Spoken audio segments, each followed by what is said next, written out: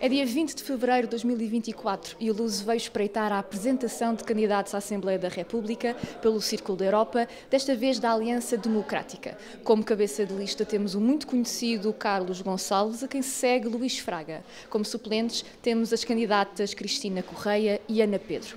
Estamos na sede do Partido Popular Europeu, onde vamos ouvir os discursos dos candidatos, que contam também com a presença do presidente da secção do PSD, Gonçalo Carriço, e os eurodeputados Paulo Rangel e José Manuel Fernandes. Carlos Gonçalves, dois candidatos da lista ao Círculo da Europa residem em países que atualmente não pertencem à União Europeia. Temos Luís Fraga, residente na Suíça, que é o número 2, e Cristina Correia, residente no Reino Unido. Houve aqui uma intenção objetiva de desfocar a nossa comunidade para além da União Europeia? Houve várias intenções, desde logo são dois países que acolhem importantes comunidades portuguesas, mas fez bem referir isso porque nós temos que atender muitas vezes, quando procuramos resolver o problema das pessoas, àqueles que eventualmente terão mais dificuldades ou estarão confrontados com mais obstáculos.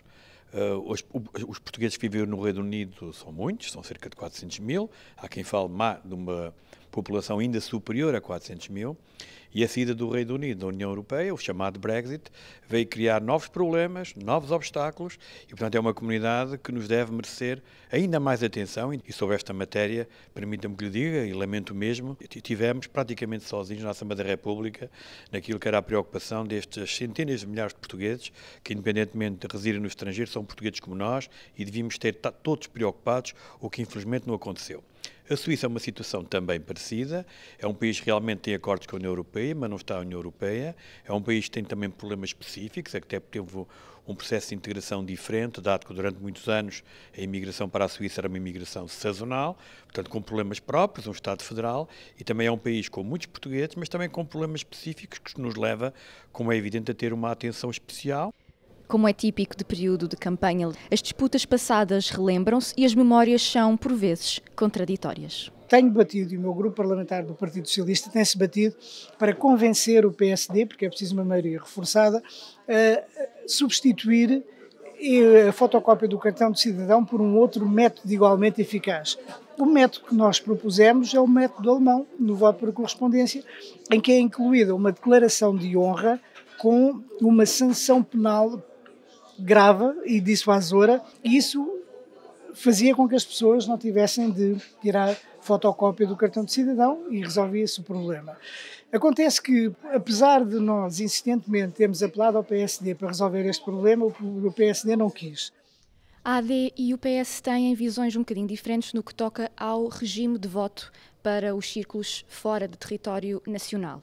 A AD tem no seu programa a instauração, pelo menos, de um teste do voto eletrónico, enquanto que o PS está mais focado, e apesar de não estar escrito propriamente no programa, está mais focado em aliviar os requisitos para a validade do voto por correspondência, nomeadamente dispensar a fotocópia do cartão de cidadão. Paulo Pisco, cabeça de lista pelo PS, diz que a lei eleitoral não foi ainda alterada porque o PSD não quis. O que é que tem a dizer sobre isso? Eu acho que o deputado Paulo Pisco devia pedir desculpa aos portugueses residentes no estrangeiro. E deveria pedir desculpa porque o deputado Paulo Pisco e o seu grupo parlamentar primeiro acusaram-me de propaganda quando eu, em 2005, estive associado ao único teste de voto eletrónico que houve em Portugal, não presencial. O deputado Paulo Pisco votou contra a proposta de realização do teste de voto eletrónico em 2018, proposto pelo grupo parlamentar do PSD. O deputado Paulo Pisco e o Partido Socialista voltaram a votar contra na última legislatura, no final da sessão legislativa, e, portanto, o que nós temos é um sistema dos dias de voto que não tem uniformização, votamos de formas diferentes para as diferentes eleições e não permite adotar, ou pelo menos testar a adoção de algo que outros países já o fazem e que é fundamental para que todos os portugueses no estrangeiro possam votar. Mas aquilo que é extraordinário naquilo que me está a dizer, que eu não ouvi, portanto as suas palavras estou a recebê-las agora, é que o deputado Paulo Pisco esquece que a introdução de um documento associado ao boletim de voto nas eleições por correspondência dos portugueses no estrangeiro foi precisamente introduzida a pedido do Partido Socialista e e de outros partidos de esquerda, quando ainda havia o cartão de eleitor. E aquilo que eu pergunto é que o deputado Paulo Pisco está na Assembleia da República desde 1999, porque é que nunca fez essa proposta? Agora, comparar a questão da cópia do cartão de cidadão com uma metodologia de voto que pode transformar de forma clara a participação dos portugueses no estrangeiro, eu, com toda a honestidade, se estivesse no lugar dele, eu pedia desculpa aos portugueses no estrangeiro. A luta pelo voto eletrónico é para Carlos Gonçalves uma luta longa e hoje continua a apelar para que se modernize o regime e não se tenha medo da expressão popular. O que nós queremos é que tenhamos metodologias que permitam que a maioria possa exercer o seu direito de voto. Nós não podemos, também na política, deixar ninguém para trás, porque nós temos que chegar a todo lado e nós não temos mesas de voto, não temos consulados suficientes para poder assegurar uma participação condigna dos portugueses que residem no estrangeiro. Este é um combate que eu levo há muitos anos. Recordo, em 2005, foi um teste quando eu estava secretário de Estado das Comunidades Portuguesas, há quase 20 anos. Carlos Gonçalves lamenta como os mídias nacionais continuam a não comparecer aos eventos de campanha pelo Círculo da Europa e pelo Círculo fora da Europa e por isso nota o papel importante dos mídias da diáspora.